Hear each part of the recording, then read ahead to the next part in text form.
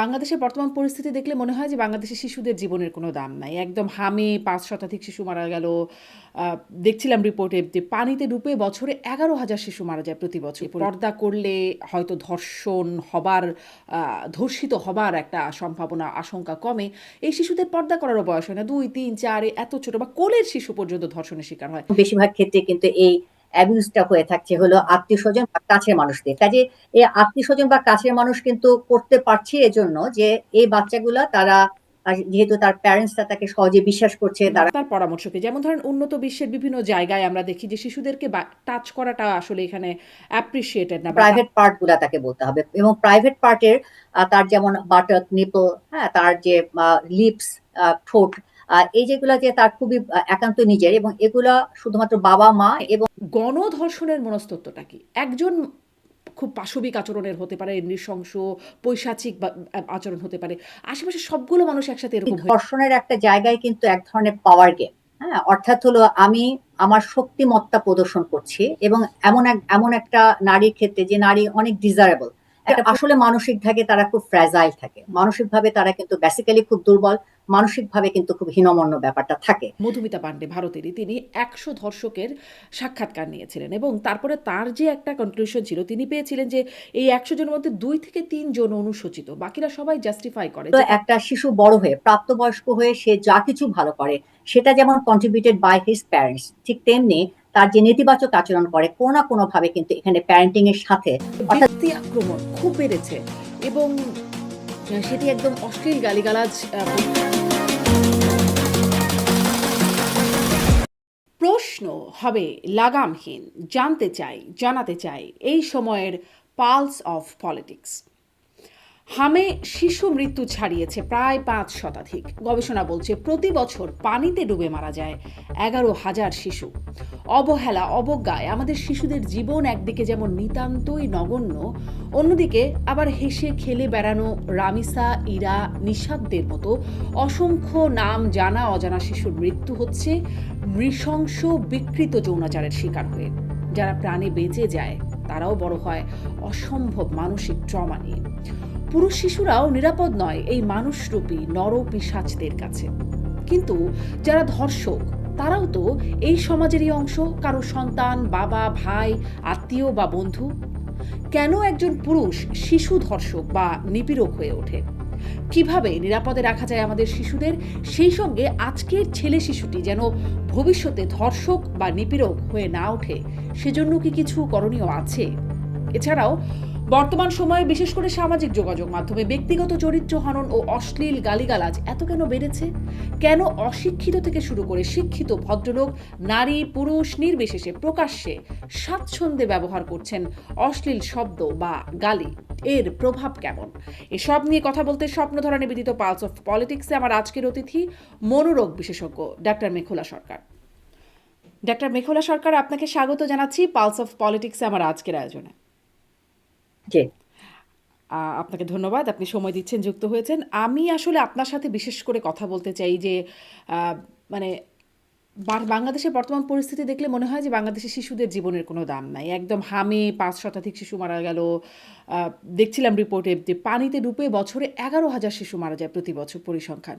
কিন্তু বিশেষ করে আপনার সাথে যেটি নিয়ে কথা বলতে চাই যে এগুলো তো অবহেলা, অবজ্ঞাজনিত মৃত্যু। একদম শিশুদের ধরে নৃশংসভাবে অত্যাচার করে, নির্যাতন করে হত্যা করছে শিশু ধর্ষকেরা। আমি আপনার সাথে আসলে এটা নিয়েই কথা বলতে চাই যে কিভাবে মানে একজন পুরুষ শিশু ধর্ষক হয়ে ওঠে বা কেন শিশু ধর্ষণের মনস্তত্ত্বটা কি? আরও একটু যোগ করি যে দেখা যায় যে বলা হয় পর্দার কথা, যে পর্দা করলে হয়তো ধর্ষণ হবার ধর্ষিত হবার একটা সম্ভাবনা আশঙ্কা কমে। এই শিশুদের পর্দা করারও বয়স হয় না। ২, ৩, ৪ এত ছোট বা কোলের শিশু পর্যন্ত ধর্ষণের শিকার হয়। একটু বুঝতে চাই কি মনস্তত্ত্ব থাকে ধর্ষকের? প্রথমত আমি বলবো হলো ধর্ষণ কিন্তু একটা যৌন নির্যাতনের এক্সট্রিম রূপ। শিশুদের সাথে যে যৌন হয়রানিটা করা হয় সেটা কিন্তু নানা রকমের টাচ করার থেকে শুরু করে, অর্থাৎ হলো একজন পুরুষ বা যে কেউ বড় অ্যাডাল্ট পার্সন শিশুদের শরীরটাকে টাচ করার মাধ্যমে যে একটা সেক্সুয়াল গ্র্যাটিফিকেশন পায়, এর থেকে এক্সট্রিম রূপ হলো রেপ বা আপনি যেটা ধর্ষণ বলছেন। অ্যাকচুয়ালি যখন আমরা মানে শিশুর মনস্তত্ত্ব মানে শিশুকে ধর্ষণের যে মনস্তত্ত্ব জায়গাটা, সেটা শুধুমাত্র আমরা অনেক সময় মনে করে থাকি যে তার যে যৌন আকাঙ্ক্ষা বা যৌন ইচ্ছা সেটাকেই বোধহয় পূরণ করা, মানে একটা টোটালটি আমরা বায়োলজিক্যাল ফ্যাক্টর আমরা মনে করে থাকি। কিন্তু এখানে আসলে হ্যাঁ, বায়োলজিক্যাল একটা আর্চ এটার সাথে একটা রিলেটেড, কিন্তু এর সাথে কিন্তু আরো অনেক কিছু ব্যাপার রিলেটেড। মানে যখন কেউ রেপ করে তার মধ্যে একটা পাওয়ার গেম কাজ করে, অর্থাৎ একজন দুর্বল বিষয়টার প্রতি তার এক ধরনের তার শারীরিক আধিপত্য বিচার করলো। কাজে এখানে পুরুষ মনস্তত্ত্বের কিন্তু অনেক বিষয় এটার সাথে রিলেটেড, এবং স্পেসিফিক্যালি আবার যারা মানে এক শ্রেণীর মানুষ রয়েছে যারা কিন্তু শিশুদের প্রতি এক ধরনের তাদের দেহটার থেকে তারা একটা যৌন আকর্ষণ পায়, যেটা যাদেরকে আমরা পেডোফিলিক বলি। হুম। সেটাও কিন্তু এক ধরনের মানে ব্যক্তি থাকে। তবে পেডোফিলিক ব্যক্তি ছাড়াও একজন ব্যক্তি যে হয়তোবা বড়দের সাথেও সে সেক্সুয়াল গ্র্যাটিফিকেশন পায়, সেও শিশু করতে পারে। এক্ষেত্রে শিশু যেহেতু সে অ্যাভেলেবল, ইজি, তাকে সহজে তাকে অ্যাক্সেস করা যায়, হুম। সেই সুযোগটাও কিন্তু অনেক ক্ষেত্রে গ্রহণ করে থাকে। অর্থাৎ যেটা বলতে চাচ্ছি যে যখন কেউ ধর্ষণ করে তার জৈবিক চাহিদার বাইরেও কিন্তু আরো কিছু সামাজিক চাহিদা, তার অন্যান্য বিষয়গুলা কিন্তু এখানে রোল প্লে করে। এই যে পেডোফিলিক কথাটা বললেন বা শিশুর প্রতি মানে আকর্ষণ, এটি কি একটা টাইপ, মানে এটি কি, আমি যদি বলি এটি একটি প্রাকৃতিক বিষয় নাকি এটা আসলে কেমন, কেন মানুষ পেডোফিলিক হয়? এটা কিছুটা জেনেটিক্যালি কিছুটা ভালনারেবিলিটি আছে, অর্থাৎ মানে যখন জিনগত ভাবে তার মধ্যে তার যে গ্র্যাটিফিকেশনের জায়গাটা হবে, তার শুধুমাত্র শিশুদের কাছে তার হাইয়েস্ট গ্র্যাটিফিকেশনটা সে ফিল করবে, অর্থাৎ যৌন ইচ্ছাটা যৌন আকাঙ্ক্ষা তার মেইনলি সে গ্র্যাটিফাইড হবে একটা শিশুর শরীরের মাধ্যমে। তো এর সংখ্যাটা আমি বলবো যে অনেক বেশি ব্যাপারটা তা না, কিন্তু এর মধ্যে বেশিরভাগই যারা শিশুদের সাথে ধর্ষণ বা শিশুদের নানা রকমের যৌন হয়রানি করে, তারা যে সবাই পেডোফিলিক ব্যাপারটা তা না। তারা কিন্তু এক ধরনের ব্যক্তিত্বজনিত তাদের ত্রুটি রয়েছে, তারা অন্যান্যদের সাথেও যেমন সে সুযোগটা গ্রহণ করে, সেক্ষেত্রে শিশুদের কাছে যেহেতু তারা অনেক বেশি সহজলভ্য, হুম। তাদেরকে ইজিলি এটা অ্যাক্সেস করা যায়, কাজে সেক্ষেত্রে তারা তাদের ব্যবহার করে। এবং এক্ষেত্রে শিশুকে তার যে এক ধরনের বলবো যে তাকে একটা টোটালটাই একটা বস্তু হিসেবে, অর্থাৎ তাকে একটা যৌন বস্তু হিসেবেই কিন্তু তাকে সেখানে দেখছে, এবং হুম। শুধুমাত্র তার আকাঙ্ক্ষাটা রিলিজড হওয়া এটাই তার মূল বিষয় হিসেবে কাজ করে। যদি ধরেন পেডোফিলিক একটা টাইপ হয়ে থাকে, তো তার জন্য আসলে মানে তার জন্য সমাধানটা কি? পেডোফিলিকের জন্য সমাধানটা কি? যদি তার আসলেই সত্যিকারের স্বাভাবিক আকর্ষণ বোধ যেটি থাকবার কথা বা স্বাভাবিক যৌনতা যেটি থাকবার কথা সেটি না থাকে, এবং সে যদি শিশুর প্রতি আকর্ষিত হয়, তাহলে তার আসলে কি করার? আহ প্রথমত যদি কখনো, তো আসলে শিশু যেহেতু কনসেন্ট দিতে পারে না, শিশুর সাথে তো আসলে কখনো ওই যৌন জায়গাটা আসলে সম্ভব না। আমাদের সোসাইটি, ধর্ম, সমাজ কোনোভাবেই কোনো কিছু, এটা আমি বলবো এটা একটা বিশেষ টাইপ, বিশেষ ধরনের এক ধরনের ব্যক্তিত্বজনিত ত্রুটি। তো সেক্ষেত্রে আসলে তার সেই ব্যক্তির সাথে আমাদের কিছু মানে আমাদের কাছে যদি রেফার্ড হয়, তাহলে সেক্ষেত্রে আমরা তার সাথে কিছুটা কাউন্সিলিং এর ব্যাপার করতে পারি। কিন্তু এটা যখন অ্যাডাল্ট হয়ে যায়, বড় হয়ে যায়, অর্থাৎ ব্যক্তিত্বটা তৈরি হয়ে যাচ্ছে, ত্রুটিপূর্ণ ব্যক্তিত্ব তৈরি হয়ে যাচ্ছে, তখন খুব বেশি আসলে করার কিছু থাকে না। এ ধরনের আসলে পার্সনদের ট্রিটমেন্টের জায়গাটা বা তাদের যে চিকিৎসা ব্যবস্থাটা সেটা খুব বেশি সেরকম ক্লিয়ার কাট, খুব আমাদের চিকিৎসা বিজ্ঞানেও এরকম তেমন কোনো কিছু নাই। এটাকে রোগ হিসেবে সেটা আমরা বলছি না, মানে একটা ব্যক্তিত্বজনিত ত্রুটি। এবং এই পেডোফিলিক লোকের হুম। শুধুমাত্র যে তার পেডোফিলিয়া এই প্রবলেমটা থাকবে তা না, এর সাথে কিন্তু তার আরো অনেক রকমের ত্রুটিপূর্ণ ব্যাপার থাকে। অনেক ধরনেরই অপরাধ মূলক কাজের মধ্যে দেখবেন যে এ ধরনের পার্সনরা আসলে অ্যাফিলিয়েটেড থাকে। হুম। কাজে সে যে শুধুমাত্র এক জায়গায় দোষযুক্ত ব্যাপারটা তা না, তার কিন্তু আরো অনেক জায়গায় তার সমস্যাটা থেকে থাকে। এরকম রোগী কি পান আপনারা কখনো, যে সে নিজে আসলে পেডোফিলিক, এই কারণে সে একটু আহ, মানে সে নিজেই অস্বস্তিতে আছে বা তার আত্মীয় স্বজনরা তাকে রেফার করছে, এরকম কি পান? আহ হ্যাঁ, মাঝে মাঝে এরকম পাওয়া যায়, কিন্তু মানে ঠিক ওইভাবে আসে না যে আমি পেডোফিলিক, আমি শিশুর প্রতি আমি যৌন আকর্ষণ বোধ করি। দেখা যায় যে এদের অন্যান্য আরো অনেক ধরনের প্রবলেম থাকে, হুম। মাদকের সাথে যুক্ত থাকে, বা তারা অনেক রকমের অ্যাংজাইটি প্রবলেম থাকতে পারে, ডিপ্রেশনের প্রবলেম থাকতে পারে, বা আরো অনেক ধরনের প্রবলেম হতে পারে, রিলেশনশিপ প্রবলেম হতে পারে, ওয়াইফের সাথে সমস্যা থাকতে পারে। আমাদের কাছে মূলত এই প্রবলেম গুলা নিয়ে আসে, অর্থাৎ সরাসরি করে সে যে পেডোফিলিক তা ব্যাপারটা বলে না। এবং এক্ষেত্রে যে পার্সন সে নিজে ঠিক ওরকম করে বলে না, দেখা যায় যে বেশিরভাগ ক্ষেত্রে তার ওয়াইফ হয়তো বলছে যে হুম। তার মধ্যে এই সমস্যাটা রয়েছে বা সমস্যাটা দেখছে। তো এটা খুব বেশি যে অনেক বেশি পাওয়া যায় তা না, কিন্তু একদম আবার পাই না ব্যাপারটা তাও না, কিন্তু এটা আমাদের একটা অ্যাসোসিয়েটেড হিস্ট্রি হিসেবে আসে, মানে হুম। মূল এই প্রবলেম নিয়ে যে আমাদের কাছে আসে তা না। নিশ্চয়ই এটা খুবই একটা দেখার বিষয় যেন মানে এবং ট্রিট করার বিষয়, চিহ্নিত করার বিষয় যেন শিশুরা এভাবে মানে শিকার না হয়। তাহলে মানে কতগুলো বিষয় পেলাম। এক হচ্ছে পেডোফিলিক যেটা টাইপ হতে পারে, একটা হচ্ছে শিশুরা সহজলভ্য, আর একটা হচ্ছে ক্ষমতা দেখানো। আরও একটা টাইপের কথা একটু জানতে চাই যে বলাৎকার বলে একটা মানে শব্দ দেখতে পাই যেটি পুরুষ শিশুরা যখন এটা শিকার হয় বা পুরুষরা যখন ধর্ষণের শিকার হয় তখন সাধারণভাবে এই বলাৎকার শব্দটা দেখতে পাই। এবং বিশেষ করে আমি আসলে এই প্রশ্নটা আরও বিভিন্ন জনকে করেছি। বলাৎকার শব্দটা দিয়ে যদি আমি গুগল সার্চ করি, প্রায় শতভাগ খবর আসে মাদ্রাসা কেন্দ্রিক, মাদ্রাসায় শিশুর বলাৎকারের ঘটনা এরকম। মানে এখানে কি মনস্তত্ত্ব, বলাৎকারের মনস্তত্ত্বটা কেমন? একই ব্যাপার মানে হলো যারা একটা সেক্সুয়াল গ্র্যাটিফিকেশনটা কিন্তু সে করতে চায় একটা মানুষ রিলেটেড, সেখানে শিশু সহজলভ্য। কাজে মাদ্রাসা বা এরকম যেখানে হয়তোবা বয়েজ যে আমাদের ইনস্টিটিউট গুলা রয়েছে, সেখানে যেহেতু এরা হোস্টেলে থাকে, তারা ইজিলি অ্যাক্সেসেবল, তারা একটা টিচার স্টুডেন্ট রিলেশনশিপ থাকে, তারা এক ধরনের তারা ভীতির মধ্যে থাকে, মানে এদেরকে সহজে অ্যাক্সেস করা যায়। অ্যাকচুয়ালি এই যে অ্যাক্সেসের ব্যাপারটা বলছি, আমি বলবো শুধুমাত্র মাদ্রাসা বা আমরা যদি খুব আলাদা করে টাইপ করে ফেলি বা এটাকে আলাদা মানে মনে করি যে এখানে হচ্ছে, এটা বোধহয় খুব বেশি ব্যাখ্যাটা নিশ্চয়ই, সঠিক হুম, হবে না। হুম, এখানে মূল ব্যাপারটা আসলে হয় হলো যেখানে সহজে অ্যাক্সেসেবল। হুম, সবচেয়ে যেটা খুব দুঃখজনক, যেটা অনুচ্চারিত, বাচ্চারা সবচাইতে যৌন হয়রানির শিকার হয় কিন্তু আত্মীয় স্বজনের দ্বারা, এবং সেটা সবচাইতে কাছের মানুষের দ্বারা, হুম, বিশেষ করে মামা, চাচা, খালু, হ্যাঁ, বা একেবারে খুব যারা নিকটাত্মীয়, এদের মধ্যে কিন্তু এদের দ্বারাই বেশি হয়, এবং এগুলা বেশিরভাগ ক্ষেত্রে আমাদের একদম আনরিপোর্টেড থাকে।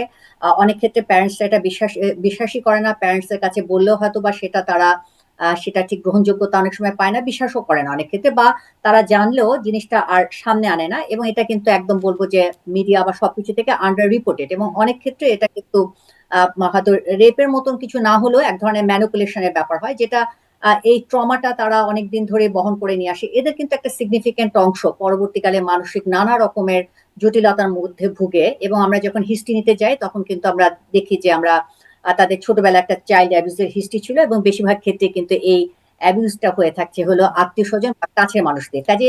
এই আত্মীয় স্বজন বা কাছের মানুষ কিন্তু করতে পারছে এজন্য যে এই বাচ্চাগুলা তারা যেহেতু তার প্যারেন্টসরা তাকে সহজে বিশ্বাস করছে, তারা সহজে অ্যাক্সেস করতে পারছে তাকে, এবং অনেক ক্ষেত্রে আদরের নাম করেই আস্তে আস্তে করে তারা এই শিশুর শরীরের মানে সে গ্রহণযোগ্যতাটা বা অ্যাক্সেসিবিলিটিটা নেয়।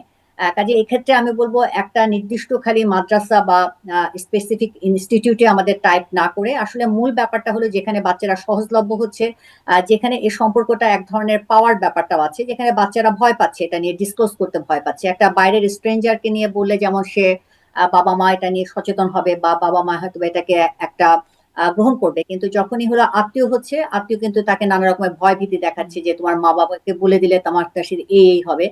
কাজে সেটা কিন্তু একটা তার ভয়ের ব্যাপারটা আর তৈরি শিশুটি হচ্ছে। হয়তো বুঝতেও পারে না সবসময় যে সে আসলে অ্যাবিউজড হচ্ছে, সে অস্বস্তি বোধ করছে কিন্তু বলছে না, বুঝতে পারছে না, এটাও তো হতে পারে, তাই না? অনেক ক্ষেত্রে কিন্তু আবার এমনও হয় যে বাচ্চাটাকে কিন্তু প্রথমেই সে যে একদম মানে একদম সেক্সুয়াল ইন্টারকোর্স যেটা বলি হুম, সেটা যে করছে ব্যাপারটা তা না। প্রথমে কিন্তু একটা ম্যানিপুলেশন হচ্ছে, অর্থাৎ বডিকে নানা রকমের সে টাচ করছে, নানাভাবে তাকে ম্যানিপুলেট করার চেষ্টা করছে, এক ধরনের তাকেও গ্র্যাটিফাই করার চেষ্টা করছে, এবং বাচ্চা কিন্তু যেহেতু বুঝতে পারে না, বাচ্চা অনেক ক্ষেত্রে এটার মধ্যে সে আদরটা গ্রহণ করে। কিন্তু একটা স্টেজে হয়তো বা জিনিসটা আরো বেশি তখন সে হুম। বিষয়টা আরো গভীরের দিকে যায়। কাজে এটা বিশেষ করে যেহেতু যারা যাদের এই সুযোগ সুবিধাটা বেশি, বিশেষ করে আত্মীয় স্বজন, সেক্ষেত্রে কিন্তু এই প্রবলেমটা আমরা বেশি আপনি আমরা আসলে পেয়ে এখানে থাকি। কি সাজেস্ট করেন? আপনার পরামর্শ কি? যেমন ধরেন উন্নত বিশ্বের বিভিন্ন জায়গায় আমরা দেখি যে শিশুদেরকে টাচ করাটা আসলে এখানে অ্যাপ্রিশিয়েটেড না বা টাচ করাটা একরকম নিষিদ্ধই। আ ফলে মানে আপনার এখানে কোনো পরামর্শ আছে কিনা? প্রথমত আমি বলবো যেটা বললাম যে যৌন হয়রানির কিন্তু একটা এক্সট্রিম রূপ হলো ধর্ষণ। হ্যাঁ, ধর্ষণটা এবং এটা যে খুব বেশি কমন তা না, কিন্তু এটা একটা এক্সট্রিম রূপ, খুব কমন কিন্তু নানাভাবে ব্যাক টাচ করা এবং শরীরে নানা রকমের তার প্রাইভেট পার্ট গুলা তাকে টাচ করা, এবং সেভাবে তারা একটা সেক্সুয়াল গ্র্যাটিফিকেশন নেওয়া। এক্ষেত্রে প্রথমত আসলে অভিভাবকদের সচেতন হতে হবে। একদম 3-4 বছর বয়স থেকে যখন বাচ্চা নিজের বডি সম্পর্কে অ্যাওয়ার হয়, বাচ্চাকে কিন্তু নিজের বডি পার্টস গুলা তাকে যেমন চেনাতে হবে, এবং প্রাইভেট পার্ট গুলা তাকে বলতে হবে, এবং প্রাইভেট পার্টের তার যেমন বাটক, নিপল, হ্যাঁ, তার যে লিপস, ঠোঁট, এই যেগুলা যে তার খুবই একান্ত নিজের, এবং এগুলা শুধুমাত্র বাবা মা এবং প্রয়োজনে ডক্টর বা নার্স এরা ছাড়া যে কেউ টাচ করতে পারবে না, এটা একান্তই তাদের নিজস্ব জিনিস, নিজস্ব মানে শরীর, এবং এটা একটা মানে এটা অন্যরা যে টাচ করতে পারবে না, এটা তাকে যেমন হলো বাচ্চাকে আলাদা করে বলা। একইভাবে যে আদরটা বা যেই অন্যের যে স্পর্শটা তার ডিসকমফোর্ট তৈরি করছে, ভালো লাগছে না, সেটা যেই হোক, সেটা যেন সাথে সাথে প্যারেন্টসকে বলে দেয়, ওই জায়গা থেকে যেন সরে আসে। কাজে এই বিষয়গুলা কিন্তু অনুচ্চারিত না রেখে বাচ্চার সাথে কিন্তু এটা নিয়ে তাকে এক্সপ্রেস করা ভালো। অপরিচিত কোনো মানুষ তাকে ডাকলে বা অপরিচিত মানুষ কোনো কিছু বলে তাকে সেই জায়গায় মা বাবার পারমিশন সাথে ছাড়া না যাওয়া, এবং যে কোনো রকমের যখন কেউ কাউকে আদর করছে সেটা যখন যদি তার ডিসকমফোর্ট আনকমফোর্টেবল লাগে, সেটা কিন্তু তার প্যারেন্টস এর ক্ষেত্রে বলা। অ্যাকচুয়ালি যেটা টাচের কথা বললেন, যে অনেক সময় বাচ্চাকে কিন্তু আমরা কোলে নিতেই পারি এবং সেটা যে নেওয়া যাবে না ব্যাপারটা তা না, কিন্তু আসলে কোন আদরটা ভালো কোন আদরটা মন্দ এটা কিন্তু একটা বাচ্চা অতখানি বুঝতে পারবে না। তো সেক্ষেত্রে যদি আগে থেকে বাবা মা অন্তত এটা যে যে আদরটা তোমার কাছে আনকমফোর্টেবল লাগছে, যেটা অস্বস্তিকারক লাগছে, সেটা সাথে সাথে সেখান থেকে সরে আসা, আমাকে সাথে সাথে বলা, এবং যে কোনো প্রয়োজনে যে কোনো সময় যে কোনো অভিযোগে যে আমি তোমার পাশে আছি, আমি তোমাকে সবসময় সাহায্যের জন্য আছি, এটাও বাবা মার অ্যাসিওর করা। অনেক ক্ষেত্রে কিন্তু সন্তানরা বলে না যে বাবা মা বকা লাগাবে বা ভয় পাবে, বা কোনো একটা এই ধরনের যারা নির্যাতনকারী তারা সাধারণত কিন্তু বলে থাকে যে এটা বলে দিলে তোমাকে কিন্তু আমি তোমার বাবা মার ক্ষতি হবে, বা তোমাকে আমি কোনো মানে ক্ষতি করব। এটাও বাবা মার কিন্তু কিছুটা বলে দেওয়া, যে যে আদর করে বা তোমাকে স্পর্শ করে এ ধরনের কথা বলবে, বা যে বড়রা যে কোনো ধরনের কাজে বা যে কোনো ধরনের আচরণে যখন বলবে যে বাবা মাকে বলো না, সেটা সেটা ভালো না আর কি। তো এই ইনফরমেশন গুলা বাচ্চাকে ছোটবেলা থেকে আসলে দেওয়াটা প্রয়োজন। কারণ আমরা আসলে এ ধরনের ধর্ষণের পরে আমরা বিচার ব্যবস্থার কথা বলি, আমরা সোসাইটি চেঞ্জ করার কথা বলি, আমরা তাদের তাদের বলবো যে আমাদের মূল্যবোধ বাড়ানোর কথা বলি, কিন্তু এটা তো আসলে অনেক রিমোট, এটা আমাদের হাতে নেই। আমাদের প্রথম যদি আসলে এটা প্রতিরোধ করতে হয়, আমাদের প্রথমে এটা মানে যেটা সচেতন হতে হবে প্যারেন্টসকে, এবং এ ধরনের ঘটনা ঘটলেই যে একদম মানে বাচ্চাটাকে কিভাবে আমরা ম্যানেজ করব, কিভাবে আমি হ্যান্ডেল করব, সেটা যদি প্রপারলি তাকে বিষয়টাকে কোপ আপ করতে সাহায্য করে সহজভাবে, তাহলে কিন্তু এটা ট্রমা হিসেবে থাকে না। আচ্ছা। এবং দেখা গিয়েছে যে বাচ্চারা অনেক ইন্ট্রোভার্ট, যে বাচ্চারা কারোর সাথে মিশে না, অনেক সময় বাবা মারা যেটা করে যে বাচ্চাদের কিন্তু এই অহেতুক ভয়ের জন্য, এই যৌন হয়রানি বা যা নানা ধরনের একটা ভীতির জন্য বাচ্চাকে কিন্তু অন্যদের সাথে মিশতে দিচ্ছে না, বাইরে যেতে দিচ্ছে না, মানে তাকে অনেকখানি আটকে রাখছে। এটা কিন্তু বাচ্চার মেন্টাল হেলথের জন্য আরো খারাপ। কারণ এই বাচ্চাগুলা যখনই বাচ্চা অন্য কারোর সাথে মিশতে পারছে না, ইন্টারাকশন করতে পারছে না, বাচ্চাদের সামাজিক দক্ষতা কম হয়, বাচ্চার মধ্যে আত্মবিশ্বাস কম হয়। কাজে এ ধরনের ইনসিডেন্ট যদি কখনো ঘটেও থাকে, তখন কিন্তু সেটা হ্যান্ডেল করতে পারে না, এবং সে বাচ্চারাই কিন্তু বেশি ভিকটিম, যারা বেশি হলো আসলে খুব ঘর কেন্দ্রিক, মানে যে বাচ্চা কারোর সাথে মিশছে না, যে বাচ্চাকে আটকে রাখছে। কারণ এই বাচ্চাটা তত এক্সপোজার নাই, এ ধরনের যখন বিষয়গুলা সে এক্সপোজড হয় বা এই ধরনের এক্সপেরিয়েন্স গুলো হয়, সে বাচ্চাটা কিন্তু বুঝে উঠতে পারে না, কারণ তার তো ঠিক মানুষের সাথে এক ধরনের মেলামেশার ব্যাপারটা সুযোগ নেই। কাজে তারা বেশি অ্যাবিউজড হয়। আচ্ছা, এটা বেশি এটাও একটু শুনতে চাই আপনার কাছে যে যারা আসলে অ্যাবিউজড হয় বা বিকৃত যৌনাচারের শিকার হয় ছোটবেলায়, তাদের কি বড় হয়ে আপনি বলছেন তারা বড় হয়ে অনেক রকম মানসিক সমস্যা থাকে, তাদের মধ্যেও কি এই বিকৃতি আসতে পারে? মানে যারা নিজেরা ভিকটিম তারা পরবর্তীতে আহ, নিজেরা আসলে ধর্ষকের জায়গায় চলে যাচ্ছে বা অ্যাবিউজারের জায়গায়, এরকমটা কি হয়? অনেকগুলা ব্যাপার হয়। প্রথমত মানে এটা তো আসলে একটা বড় ধরনের স্ট্রেস বাচ্চার জন্য, এবং এটা এমন একটা ঘটনা যেখানে আমাদের সামাজিক ধর্মীয় বা কোনো কিছু থেকে আমাদের এটার সাথে পারমিট করে না, যেটা আসলে বাচ্চারা বড় হয়ে আস্তে আস্তে শিখে। অনেক ক্ষেত্রে ছোটবেলায় এই ধরনের ঘটনার মধ্যে দিয়ে যে যখন যায়, সে যে শারীরিক খুব কষ্ট পায়, অনেক ক্ষেত্রে এরকম কিন্তু হয় না, এবং হয়তোবা সে এটার মধ্যে অনেকখানি ঢুকে গেছে, কিন্তু একটা স্টেজে সে একটু বড় হওয়ার পরে বুঝে যে তারা আমার সাথে আরেকজন আমার সাথে অন্যায় করেছে। কাজে এই যে স্ট্রেস, এই স্ট্রেসটা কে কিভাবে হ্যান্ডেল করছে, কোপ আপ কিভাবে করছে, তার উপরে এটা ডিপেন্ড করে। যদি দেখা যায় যে সে খুব মোটামুটি এটা ভালোভাবে কোপ আপ করতে পারছে, এটাকে ঠিক মতন করে সে মানিয়ে নিতে পারছে, কিন্তু এটা আসলে ডিফিকাল্ট, কারণ সে আসলে অনেক ছোট থাকে, তার অতখানি মানসিক পরিপক্কতা থাকে না, তাহলে কিন্তু আসলে প্রবলেমটা তেমন হয় না। কিন্তু সে যদি কোপ আপ করতে না পারে, হ্যান্ডেল করতে না পারে, এই এই যে মিস হ্যান্ডলিং, অর্থাৎ আমি ঠিক মতো করে জিনিসটাকে মানিয়ে নিতে পারলাম না, এটা নানা রকমেরই হতে পারে।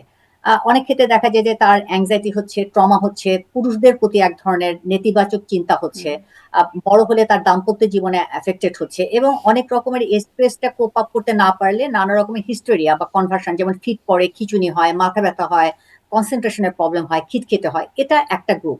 আর একটা হয় আমরা বলি ম্যাল অ্যাডাপটিভ কোপিং, অর্থাৎ কোপিংটা খুব রংলি হ্যান্ডেল করেছে সে। সেক্ষেত্রে তার কিন্তু কিছু কিছু বিষয়গুলা এরকম হতে পারে যে তার মধ্যে ঠিক ধর্ষক সেরকম করে হবে না, কিন্তু এই যে তার একটা যৌন ফিলিং তার মধ্যে ব্যাপারটা গ্রো করলো, এটা তার পরবর্তীকালে এই রিলেটেড আরো এক্সপ্লোরেশন তার বাড়তে পারে, এবং এই এক্সপ্লোরেটিভ অ্যাটিটিউড তার ছোটবেলা থেকে এই রিলেটেড অনেক ইন্টারেস্ট তৈরি হতে পারে, এবং এবং নানা রকমের অ্যাক্টিভিটি তার হুম, তৈরি হতে পারে। কিন্তু সেটা যে খুব হুম, বেশি ব্যাপারটা তা না, হুম, বা একেবারে সে যে ধর্ষক হয়ে উঠবে এটার জন্য হুম, সেটা ঠিক অত মানে অত লাইকলি না, জি, কিন্তু এই অন্যান্য সম্পর্কের মধ্যে ঢুকে যেতে পারে আর কি, জি, যেহেতু সে খুব ছোট থাকে অত বুঝে উঠতে পারে না। জি। আমি একটু এটাও মানে জানতে চাই যে আপনি বলছিলেন যে আমাদের শিশুদের আমরা কিভাবে আসলে রক্ষা করতে পারি, খোলামেলা আলোচনা বা তাদেরকে আশ্বাস রাখা, সহযোগিতা করা, এই বিষয়গুলো যে আপনি বলছিলেন, একটু এই বিষয়টাও জানতে চাই যে এই যে যারা ধর্ষক হয়ে ওঠে, ধরেন এই যে খবর দেখছিলাম যে চলতি বছরে 4.5 মাসে 2000 ধর্ষণ কেস রিপোর্টেড হয়েছে, মামলা হয়েছে আর কি।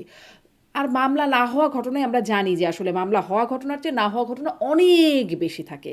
ফলে এই প্রশ্নটা খুবই করতে চাই যে আমাদের পুরুষদেরকে যারা আসলে ধর্ষক, তারা আমাদের কেউ না কেউ ভাই, স্বামী, সন্তান, বন্ধু, আত্মীয়, মানে পুরুষদেরকে ধর্ষক হয়ে ওঠা থেকে আটকানোর সুযোগ আছে কিনা, শিশুদেরকে এমনভাবে বড় করার সুযোগ আছে কিনা, বা কিছু করার আছে কিনা পুরুষ শিশুদেরকে, ছেলে শিশুদেরকে, যেন তারা বড় হয়ে এরকম অমানুষ বা বিকৃত না হয়ে ওঠে।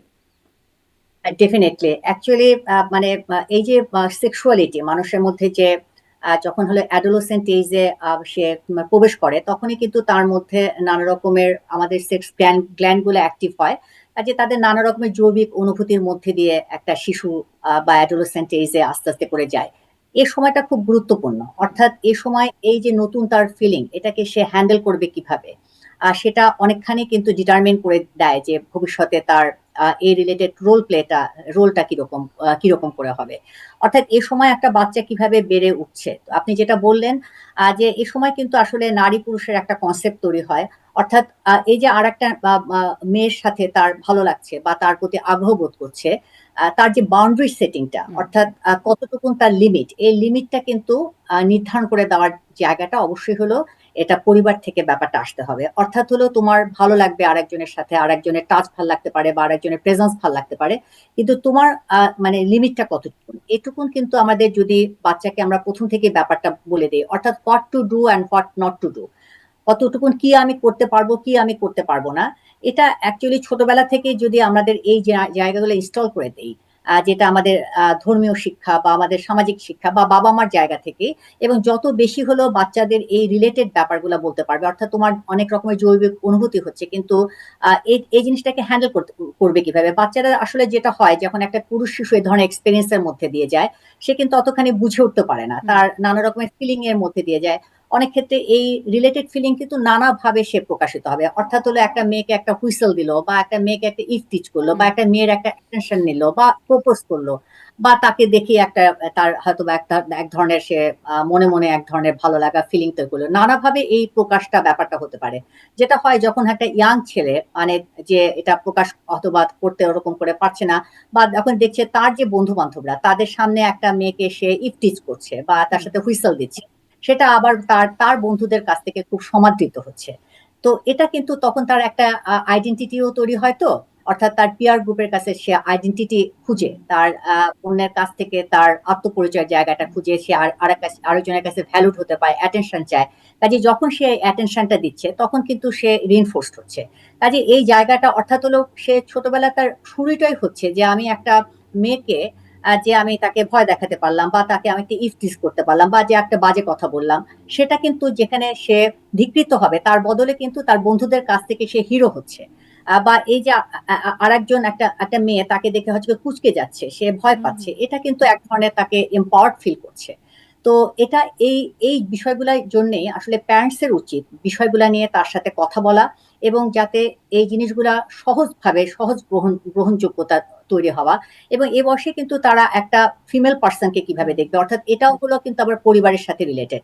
তার পরিবারে তার বাবা তার মার সাথে কিরকম আচরণ করে, তার অন্যান্য ভাইরা তার বোনদের সাথে ভাই বোনদের সাথে কিরকম সম্পর্ক, এই বিষয় সবকিছুর সাথে রিলেটেড, যে আমি একটা মেয়েকে আমি কিভাবে দেখবো, তার সাথে সম্মানের জায়গাটা কতটুকুন, আমার কতটুকুন আসলে সীমারেখাটা, এই সবকিছুর সাথে ব্যাপারটা রিলেটেড মানে এবং মানে যেটা খুব যদি একটু সামারি করি যে শুধুমাত্র আমরা নারী শিশুর বা মেয়ে শিশুর নিরাপত্তার বিষয়ে না, আমাদের পুরুষ শিশু ছেলে শিশুদেরকে বড় করার ব্যাপারটাও খুব বেশি যত্নশীল মনে হয় হয়ে উঠতে হবে। তাছাড়া আসলে কতই আর আগলে রাখা যায় নারীদের শিশুদের। একটু এখানেও মানে আরও একটা বিষয় দেখা যায়, যদিও ইদানিং দেশে আমাদের দেশে এটি খুব দেখা যাচ্ছে না, তবুও মাঝখানে হয়েছে এই ঘটনা বা ভারতের নির্ভয়া কেস যে একটা বড় ঘটনা, হুম, বাসে গণধর্ষণের হুম, ঘটনা, তারপর আমাদের হুম, দেশেও কিছু ঘটনা এরকম রিপোর্টেড হয়েছে। মানে গণধর্ষণের মনস্তত্ত্বটা কি? একজন খুব পাশবিক আচরণের হতে পারে, নৃশংস, পৈশাচিক বা আচরণ হতে পারে। আশেপাশে সবগুলো মানুষ একসাথে এরকম হয়ে যায়। এটার কি কোনো বিশেষ মনস্তত্ত্ব আছে?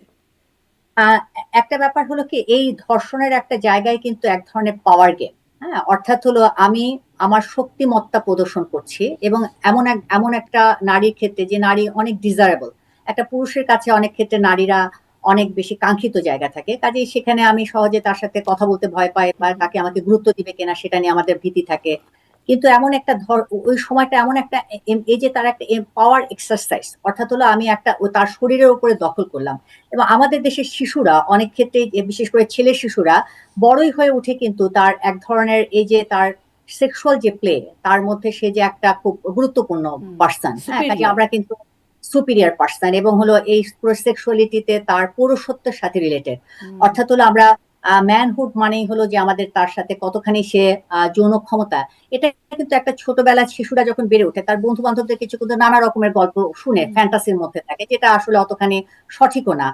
তারা পর্নোগ্রাফির একটা ব্যাপার থাকে এবং এটা তাদের তাদের আমাদের একটা সোসাইটিতে কিন্তু এই বিষয়টার সাথে যদিও এটা খুব বেশি উচ্চারিত না, যে একটা ছেলের যৌন শক্তি হলো তার ক্ষমতার প্রকাশ, তার পৌরুষত্বের প্রকাশ।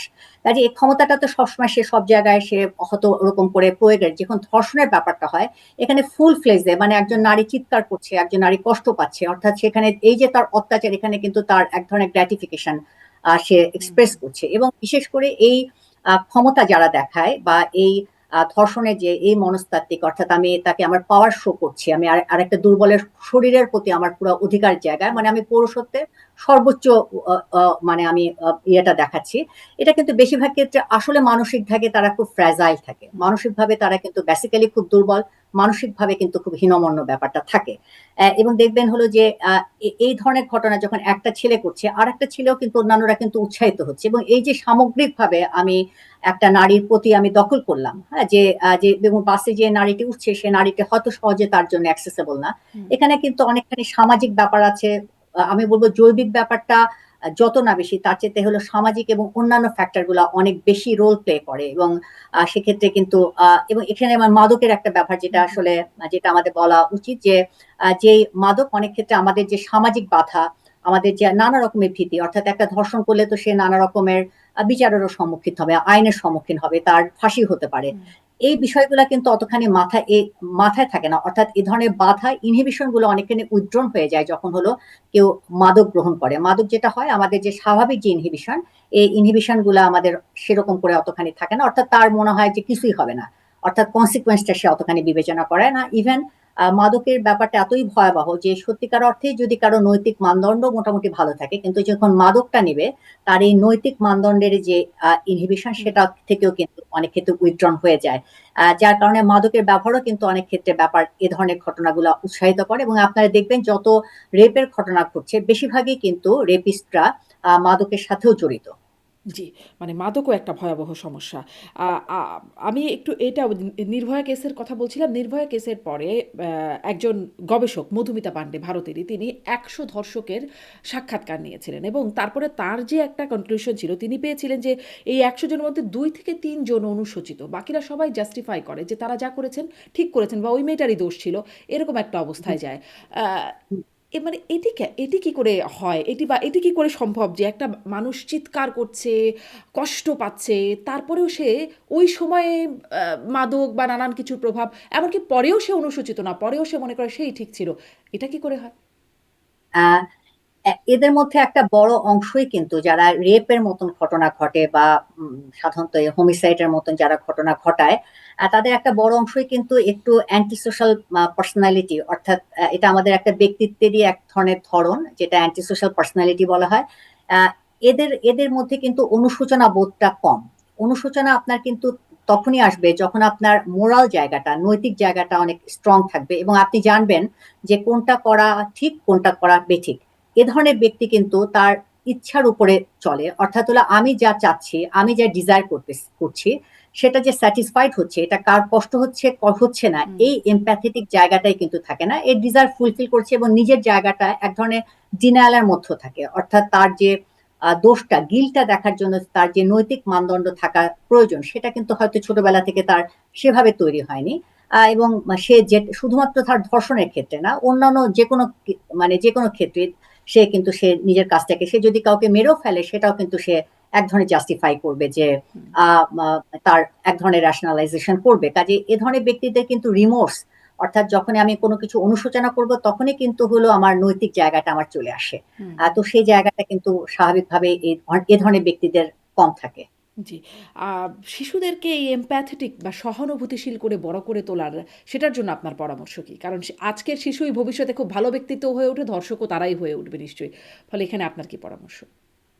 আমার এখানে পরামর্শ হলো যত বেশি হলো মানুষের সাথে সংযোগ, ছোটবেলা থেকে আমরা নানা ধরনের মানুষের সাথে যত আমরা মেলামেশা করব, যত আমাদের মানে সেই সঠিক বাবা মার সুপারভিশনে যত বেশি মেলামেশা করব, একটা মেলামেশা বা আমাদের সাথে মানুষের বন্ধুত্বই কিন্তু আরেকজনের প্রতি দায়িত্ববোধ তৈরি করে। হুম, এই দায়িত্ববোধই হলো আমার আলটিমেট প্রোটেকশন, অর্থাৎ একটা যে ছেলে বা মেয়ের ছোটবেলা থেকে অন্যের প্রতি দায়িত্বের জায়গাটা থাকবে, দায়িত্ববোধ তার তৈরি হবে, সে দায়িত্ববোধ কিন্তু আরেকজনের ক্ষতি করার জায়গা আগে থেকে তার এক ধরনের বিষয়টা থাকবে, এটা একটা প্রোটেকশন হিসেবে তাকে কাজ করবে। কাজে যত বেশি মানুষের সাথে মেলামেশা, বাবা মার ছোটবেলা থেকে সন্তান যা চায়, যেভাবে চায় সব ইচ্ছা কিন্তু পূরণ করাটা ঠিক না, তার সাথে সেটিং লিমিটটা, শুধুমাত্র আপনার কার সাথে মিশবে ব্যাপারটা তা না, প্রত্যেকটা তার চাহিদার ক্ষেত্রে কিন্তু বা তার জীবনযাপনের ক্ষেত্রে ছোটবেলা থেকে সেটিং লিমিটটা তৈরি করা উচিত। এখানে শিশুদের চেয়ে আমি বলবো বড়দের ক্ষেত্রে, অর্থাৎ পরিবারের যে মানুষ, বাবা মা, তাদের কিন্তু ভূমিকাটা অ্যাকচুয়ালি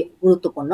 অর্থাৎ হলো একটা শিশু বড় হয়ে প্রাপ্তবয়স্ক হয়ে সে যা কিছু ভালো করে সেটা যেমন কন্ট্রিবিউটেড বাই হিজ প্যারেন্টস, ঠিক তেমনি তার যে নেতিবাচক আচরণ করে কোনো না কোনো ভাবে কিন্তু এখানে প্যারেন্টিং এর সাথে, অর্থাৎ বাবা মা ডেফিনেটলি চাবে না যে আমার সন্তান খারাপ কাজ করুক, কিন্তু আমাদের বাবা মার কিছু কিছু আচরণও কিন্তু সন্তানের, এই যে যখন একটা সন্তান যা চাচ্ছে কোনো নিয়ন্ত্রণ ছাড়া যখন বড় হচ্ছে, তার কিন্তু এই চাহিদাটা বাড়বে, নিয়ন্ত্রণের জায়গাটা বাড়বে। কাজে পারিবারিক মূল্যবোধের জায়গাটা খুব গুরুত্বপূর্ণ। ছোটবেলা থেকে বাবা মার সাথে সন্তানের সম্পর্ক, সেটা ইম্পর্টেন্ট, আত্মীয় স্বজন অন্যান্যদের সাথে সম্পর্ক ইম্পর্টেন্ট। আরেকটা ব্যাপার খুব ইম্পর্টেন্ট যে এখন যেহেতু খুব প্রযুক্তি চলে আছে, প্রযুক্তি আমাদের জীবনটাকে অনেকখানি গ্রাস করে ফেলেছে, দেখা যাচ্ছে যে আমরা কিন্তু আস্তে আস্তে করে বিচ্ছিন্ন ভাবে বড় হচ্ছে, আমাদের অন্যের সাথে যেমন আস্তে আস্তে সংযোগের জায়গাটা নেই, আমরা এককভাবে বড় হচ্ছি। এই এই প্রযুক্তি কিন্তু আমাদের একটা ফ্যান্টাসি জগতের মধ্যে নিয়ে যাচ্ছে, যেটার সাথে হয়তো বা অ্যাকচুয়ালি আমাদের রিয়েলিটির কোনো তেমন একটা সম্পর্ক নেই।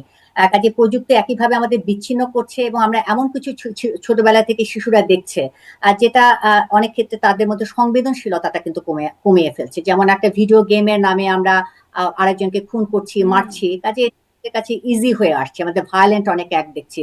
বা ছোটবেলা থেকে যদি আমাদের যে মিডিয়াতে আজকাল যে সিনেমাগুলো আমরা দেখি, খুব নৃশংস সিনেমা, এটা যখন ছোটবেলা থেকে বাচ্চারা দেখবে, দেখে বড় হবে, তাদের কিন্তু এই আরেকজনের প্রতি এমপ্যাথি যে জায়গাটা বলেন, এটা কিন্তু আস্তে আস্তে আমাদের এমপ্যাথেটিক জায়গাগুলো অনেক ক্ষেত্রে কমে আসে, সংবেদনশীলতাটা অনেকখানি কমে আসে। কাজে সেক্ষেত্রে বাবা মার আসলে দেখা উচিত কি বাচ্চা কি করছে, কোথায় যাচ্ছে, কি দেখছে। কাজে এমন কোনো কিছুই ছোটবেলা থেকে বাচ্চা করবে না যেটা বাবা মার সুপারভিশন ছাড়া হবে, অর্থাৎ প্রত্যেকটা কাজই হলো বাবা মার সুপারভিশনের জায়গা থাকতে হবে, তার সেটিং লিমিট থাকতে হবে, একই সাথে আবার সমাজের সাথে, আত্মীয় স্বজন, বন্ধু বান্ধব বা জীবনের সাথে সংশ্লিষ্ট হতে হবে। জীবন সংশ্লিষ্টতা মানেই হলো মানুষের সাথে সংশ্লিষ্টতা, যত বেশি আমরা মানুষের সাথে যুক্ত হব তত বেশি আমাদের মানুষের প্রতি দায়িত্বশীলতা আমাদের তৈরি হবে এবং দায়িত্ববোধই হলো আমরা পরস্পরকে আমাদের খুবই প্রোটেক্ট ভালো করতে পারবো। পরামর্শ দিয়েছেন ডক্টর মেঘলা সরকার। আর একটা বিষয় উঠছে যে এই রামিসা হত্যাকাণ্ডের পর বিশেষ করে শরিয়া আইন জারির একটা মানে সামাজিক যোগাযোগ মাধ্যম বেশ ছেয়ে গেছে, আলোচনা হচ্ছে।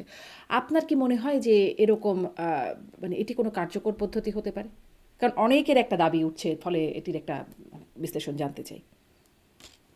এটা অবশ্য আমি মানে খুব ভালো করে আমি বিষয়টা সম্পর্কে অতখানি আমি মানে বলতে পারবো না যে এটা আসলে আপনার কতখানি, তবে ডেফিনেটলি মানে আমাদের ধর্মীয় মূল্যবোধ আসলে আইন করে, আইনের চেয়ে হলে যেটা মোস্ট ইম্পর্টেন্ট হলো যত বেশি আমরা আসলে মানবিক মূল্যবোধের জায়গাটা আমাদের তৈরি হবে এবং এই মানবিক মূল্যবোধের সাথে কিন্তু আমাদের ধর্মীয় মূল্যবোধ সামাজিক মূল্যবোধ, পারিবারিক মূল্যবোধ, এই সবকিছু সংমিশ্রণে আসলে আমাদের হবে। এবং ধর্ষণের ব্যাপারটা শুধুমাত্র একটা সিঙ্গেল ফ্যাক্টর না, এখানে আরো অনেকগুলো ফ্যাক্টরটা আমাদের রিলেটেড, এবং প্রত্যেকটা ফ্যাক্টরকে আসলে অ্যাড্রেস করা উচিত। অ্যাকচুয়ালি যখন ধর্ষণের মতন কোনো ঘটনা ঘটে, অর্থাৎ মানুষ হলো বলা হয় হলে ইচ্ছার দাস বা তার ডিজায়ারের দাস, কাজে এই ইচ্ছাটা আমরা প্রত্যেকেই হলো আমাদের স্যাটিসফাই আমরা করতে চাই, কিন্তু মনস্তত্ত্বের বিশ্লেষণ বলে যে এই ইচ্ছা স্যাটিসফাই করতে গিয়ে আমাদের বাধা হয়ে দাঁড়ায় দুটা বিষয়। প্রথম যে বাধা সেটা হলো আমাদের রিয়েলিটি, যেটা আমাদের সাইকোলজির ভাষায় বলা হয় যে এই বাস্তবতার সাথে রয়েছে আমাদের আইনের বাধা, সামাজিক বাধা, অর্থাৎ এই ইচ্ছাটা যে আমি পূরণ করলাম, আমার সামাজিক বাধা বা আমার আইনগত বাধা কতখানি প্রকট। আরেকটা আমাদের বাধা কাজ করে কিন্তু আমাদের নৈতিক বাধা। এই যে নৈতিক মূল্যবোধ, সেটা আমাদের কিন্তু ছোটবেলা থেকে আমাদের ধর্মীয় মূল্যবোধ, পারিবারিক মূল্যবোধ, সামাজিক মূল্যবোধের থ্রুতেই একটা পরিবারের মধ্যে এই বিষয়টা আমাদের গড়ে ওঠে। কাজে এই আমাদের যখন হলো ধর্ষণের মতন ঘটনাকে যখন আমাদের মানে অ্যাড্রেস করতে হবে, তখন এই প্রত্যেকটা বাধার জায়গাটাই আমাদের আসলে এই যেগুলো ফোকাস করতে হবে। কাজে এটা শুধুমাত্র একটা বিষয়ের সাথে রিলেটেড না, এটা আসলে মাল্টিফ্যাক্টরিয়াল, এবং প্রত্যেকটা আমাদের স্টেক হোল্ডারের ক্ষেত্রে এখানে মিডিয়া রোল প্লে করছে, এখানে আমাদের সরকার রাষ্ট্র রোল প্লে করছে, আমাদের সমাজ রোল প্লে করছে, আমাদের পরিবার রোল প্লে করছে। কাজে প্রত্যেকটা জায়গায় কিন্তু আসলে অ্যাড্রেস করাটা জরুরি। জি, একটু এই আরেকটা প্রসঙ্গে একটু আলোচনায় আনি, সেটি হচ্ছে ইদানিং সামাজিক যোগাযোগ মাধ্যম। আপনিও বলছিলেন যে ইদানিং খুব প্রযুক্তি নির্ভরতা। সামাজিক যোগাযোগ মাধ্যমে আমাদের একটা বড় সময় কেটে যায় ছোট বড় সব ধরনের মানুষেরই, এবং এখানে দেখা যাচ্ছে যে ব্যক্তি আক্রমণ খুব বেড়েছে, এবং সেটি একদম অশ্লীল গালিগালাজ পর্যায়ে চলে যায়, এবং সেটি যে শুধু একদম খুব সমাজের নিম্ন শ্রেণীর বা অশিক্ষিত শ্রেণীর মানুষজন করছে তা না, খুব শিক্ষিত ভদ্রলোক বলে আমরা যাদেরকে চিনি তারাও খুব অনায়াসে অশ্লীল গালিগালাজ ব্যবহার করছে। আপনার কি মনে হয় যে এটি আসলে এ ধরনের বিষয় আসলে কেন হচ্ছে, এবং এটির প্রভাব কি? একটা হলো যখন আসলে ডেফিনেটলি আমাদের কিন্তু এক ধরনের সাংস্কৃতিক বা সামাজিক মূল্যবোধ আছে, এবং আমরা কিন্তু আমাদের সোসাইটিটা এমন, আমাদের বড়দের আমরা শ্রদ্ধা করি, আমাদের মানে ভাই বোনদের সাথে আমাদের একটা একটা সম্মানজনক সম্পর্কই আমাদের আছে। তো সেক্ষেত্রে আসলে এ ধরনের গালাগালি তো ডেফিনেটলি আমাদের পারস্পরিক যে সম্মান সেটা কিন্তু আমাদের নষ্ট হয়, এবং অন্যের সাথে যে আমাদের এক ধরনের বলবো যে আমাদের যে সাংস্কৃতিক যে একটা মূল্যবোধ, এই মূল্যবোধের কিন্তু এই বাইরে অনেক সময় গালাগালি, এটাও কিন্তু একটা এম্পাওয়ারমেন্টের ব্যাপার থাকে, যে আমরা আমরা গালি দিলাম, হ্যাঁ, বা আমি খুব পাওয়ার আমি শো করলাম, কিন্তু এই জিনিসটা আসলে আমাদের পারস্পরিক যে শ্রদ্ধার জায়গাটা, এটা কিন্তু এক ধরনের এটা এফেক্টেড হয়, এটা খুব একটা পজিটিভ জায়গা না। এবং যখন আমরা গালি দিচ্ছি, এটা কিন্তু যাকে আমরা গালি দিচ্ছি তার কিন্তু সেলফ এস্টিমটা আমার ব্যাহত হয়, এটা আসলে তার তার তার সাথে আমাদের সম্পর্ক, তার প্রতি আমাদের একটা রাগ তৈরি হয়, অ্যাগ্রেশন তৈরি হয়, পাল্টা আমরা আবার একটা গালি দিই। কাজে আমাদের কিন্তু পারস্পরিক যে সম্মানের জায়গাটা, শ্রদ্ধার জায়গাটা, সেটা কিন্তু ভীষণভাবে এফেক্টেড হয়, এবং এটা আমি মনে করি এই সংস্কৃতি থাকা উচিত না। এবং এক্ষেত্রে আরেকটা জিনিসও বলা উচিত যে আমাদের কিন্তু মিডিয়াতে অনেক সময় আমাদের এখনকার দেখি, যেটা আগে খুব একটা ছিল না, আমাদের নাটক, সিনেমা, ইভেন এটা বাইরের দেশেরও, আশেপাশের দেশেরও আমাদের কিন্তু সিনেমা, নাটকে এই গালিগালাজ গুলো এক ধরনের রিনফোর্সমেন্ট আমাদের চলে আসে। অ্যাকচুয়ালি অনেকদিন ধরেই কিন্তু এই জিনিসগুলো আমরা আমরা যেমন ছোটবেলা থেকে বড় হওয়া পর্যন্ত এই গালি জিনিসটা আমরা তেমন ভাবে দেখিনি, বা এটাকে খুব অনুচ্চারিত ব্যাপারে ছিল। কাজে যখন একজন আসলে বিশেষ করে ইয়াং জেনারেশন যখন এই গালিগুলা দিচ্ছে, তারা কিন্তু একটা পাওয়ার শো করছে, এটা দিয়ে একটা মনে করছে যে এটা একটা আরেকজনকে আমি নিচু করে, ছোট করে, তাকে একটা বা একটা যৌন শব্দ ইউজ করছে। যেহেতু যৌনতা আমাদের সোসাইটিতে সাংঘাতিক সাপ্রেসড, আমাদের সোসাইটি এটা একেবারে অনুচ্চারিত, খুবই খারাপ, এটা নিয়ে একদম আমরা কথা বলতে আমরা রাজি না। কিন্তু আমরা যখন গালি দিচ্ছি তখন কিন্তু যৌন শব্দ ব্যবহার করে আমরা দিচ্ছি, এবং সেটা কিন্তু আরেকজনকে আমরা ছোট করার জন্য দিচ্ছি। কাজে this is the very wrong way to treat our cells. কাজে এভাবে আসলে আমাদের বিশেষ করে আমাদের কিন্তু এই যে সেক্সুয়াল যে ম্যাটার গুলা, এটার প্রতি আমাদের একই রকমের এক ধরনের আমাদের আকর্ষণ আমাদের রিফ্লেক্টেড হচ্ছে, আবার একই সাথে এটার প্রতি হ্যাট্রেটও হুম, হুম। রিফ্লেক্টেড হচ্ছে। তো এটা হলো খুব অসুস্থ একটা বিষয়, এবং আমি বলবো যে এটা যত বেশি আসলে এটা মানে আমাদের রিইনফোর্সড হবে আমাদের কালচারে, আমাদের সোসাইটিতে, এটা আমাদের পারস্পরিক যে সম্মান, পারস্পরিক যে শ্রদ্ধাবোধ, সেটা আসলে খুব বেশি থাকবে না। এবং আমাদের আপনি কি আমার মনে মনে করেন, হয় আপনি আমাদের বলছিলেন যে নাটক সিনেমাতে ইদানিং ব্যবহৃত হচ্ছে, মানে এটি কি আসলে নাটক সিনেমার প্রভাব, এর বাইরে আসলে আর কি আছে? যেমন বিশেষ করে বলতে চাই যে গল মানে 24-এর 5ই আগস্টের পরে তরুণদের মধ্যে এটি খুব সরাসরি এমনকি গণমাধ্যমে তারা এটি ব্যবহার করছে, এমন সব শব্দ ব্যবহার করে মাঝে মাঝে গুগল করে অর্থ খুঁজতে হয়, যেটা আসলে অর্থ কী বা কী বোঝাচ্ছে এটা বলে। এবং আমার সাথে এই প্ল্যাটফর্মে অনেকের কথা বলা যারা আসলে রাজনীতিতে জড়িয়েছে, তাদেরকে আমি জিজ্ঞাসা করেছি, তারা বলছেন যে এটি একটা কুলনেস হিসেবে তারা চিন্তা করেন আর কি, গালিগালিজ করাটাকে। ফলে মানে এই তাদের এই ভাবাটা কেন বলে মনে হয়? এটাও কি নাটক সিনেমা ছাড়া আর কি প্রভাব থাকতে পারে বলে মনে হয়, এবং বিশেষ সময়ে এটির কেন এরকম বিস্তার হলো? না, এটা দেখেন যে যখন হলো একটা অপর পক্ষকে কিন্তু মানে হেনস্থা করার জন্য তাকে বলছে, হ্যাঁ, এবং অপর পক্ষকে হেনস্থা করার উদ্দেশ্যে কিন্তু একটা পাওয়ার শো করে বলছে। এবং যেহেতু এই যখন এই জিনিসগুলো উচ্চারিত হলো, খুব বেশি যে খুব সামাজিক বাধা তখন অতখানি মানে অতখানি সামাজিক বাধা যে ব্যাপারটা হলো, ব্যাপারটা আমার মনে হয় তা না। তার কাজে সামাজিক বাধা যদি তখনই খুব হতো, অর্থাৎ এটা নিয়ে একটা নেগেটিভলি ব্যাপারটা হতো। বিশেষ করে তারা যেহেতু তরুণ, তারা উৎসাহে বা অনেক স্বতঃস্ফূর্ত ভাবে বলেছে, কিন্তু এটা সামহাও আবার একটু রিইনফোর্সড হয়েছে, একটু প্রশ্রয় পেয়েছে, হ্যাঁ, অন্যান্যদের থ্রুতে একটা প্রশ্রয় পেয়েছে। কাজে এই প্রশ্রয়টা আমার মনে হয় আরো অন্যান্যরা উৎসাহিত হয়েছে। এবং যা কিছু সোসাইটিতে নিষিদ্ধ, সেই নিষিদ্ধ কাজটা যখন আমরা করি, সেটা কিন্তু এক ধরনের উৎসাহ, এক ধরনের মনস্তাত্ত্বিক গ্র্যাটিফিকেশন আমাদের কাজ করে, যে আমরা মনে করলাম যে আমরা একটা সীমারেখা পার করলাম। কাজে সেটাও এক ধরনের শক্তি প্রদর্শন এই জায়গাটা। কিন্তু এই শক্তি আমি মনে করি এটা একটা ভুলভাবে প্রদর্শন করা। এটা আমাদের আসলে আবহমান কাল থেকে আমরা যে সংস্কৃতির মধ্যে দিয়ে আমরা আমরা আসলে পরস্পরের প্রতি শ্রদ্ধা, ভালোবাসা, আর এই সংস্কৃতির আবহাওয়ার মানুষ আমরা। কাজে সেটা থেকে আমার মনে হয় যে এ ধরনের একটা বিচ্যুত কাজ খুব বেশি এটা সঠিক না। মানে প্রশ্রয় যেন না পায়, উৎসাহিত যেন না হয়, সেটাও একটা খেয়াল রাখবার ব্যাপার এ- দায়িত্বশীলদের। এই এই- এই- এই- এই এই খেয়ালটা কিন্তু রাখতে হবে আমাদের বড়দের, এই খেয়ালটা রাখতে হবে আমাদের মিডিয়ার লোকদের, এই খেয়ালটা রাখতে হবে আমাদের সোসাইটির অন্যান্য, পরিবারের অন্যান্য লোকদের। অর্থাৎ যখনই যে তরুণরা হয়তো বা না বুঝে অতি উৎসাহে ব্যাপারটা করছে, সেটা হয়তো তারা অত সিগনিফিকেন্স বা ইমপ্লিকেশনটা অত বুঝতে পারছে না। কিন্তু বাধাটা যেন আসে তার পরিবার থেকে, বাধাটা আসে তার সমাজ থেকে, বাধাটা আসে যেন মিডিয়া থেকে। নিশ্চয়ই।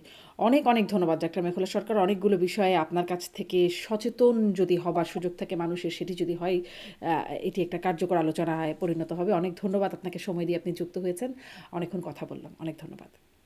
অনেক ধন্যবাদ। দর্শক, এতক্ষণ সাথে থাকবার জন্য আপনারা ভালো থাকবেন, এবং নিশ্চয়ই শিশুদের বড় করার ব্যাপারে যেই পরামর্শগুলো আমরা শুনছিলাম, যে দায়িত্বশীলতা, যত্নবান হওয়া, সেটি নিশ্চয়ই আমরা সকলে হব। আমাদের পরবর্তী প্রজন্ম যেন এরকম মানে ভয়াবহ নৃশংস ধর্ষক বা নিপীড়ক হয়ে না ওঠে, সেটি আমাদের সবারই দায়িত্ব। নিশ্চয়ই। অনেক ধন্যবাদ যুক্ত থাকার জন্য।